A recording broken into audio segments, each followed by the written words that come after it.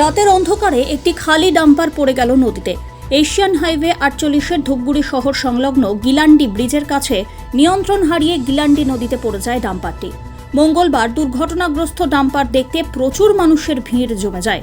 ঘটনাস্থলে আসে ধূপগুড়ি থানার পুলিশ। তবে স্থানীয়রা আশঙ্কা করছেন, এই ঘটনা যদি দিনের বেলায় হতো তাহলে আরও বড়সড় দুর্ঘটনা ঘটতে পারত। ঘুমের ঘোরে এই দুর্ঘটনা নাকি অন্য কারণ, তার তদন্তে নেমেছে পুলিশ।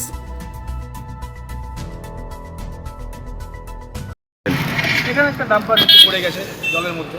জলের মধ্যে? হ্যাঁ। কখন সেটা? এটা রাত্রি 3টা নাগাদ হবে, 3টা-4টা।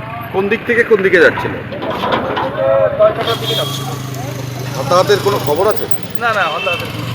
এখন কি পরিস্থিতিতে আছে? এখন সব তো নিচে পড়ে আছে, গাড়ি পুলিশ প্রশাসন আছে, তো এখান থেকে হয়তো পরে তোলা হবে গাড়ি।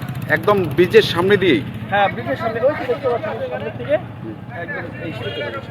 সেটা কি ভুটান নাম্বারের গাড়ি? হ্যাঁ, ভুটান নাম্বারে কি ডাম্পার? ডাম্পার 6 টাকা। আচ্ছা, এটা কোন এলাকার ঘটনা? এটা ধূপগুড়ি গ্লান্ডি ব্রিজ। ব্রিজের সামনেই? হ্যাঁ, ব্রিজের সামনে।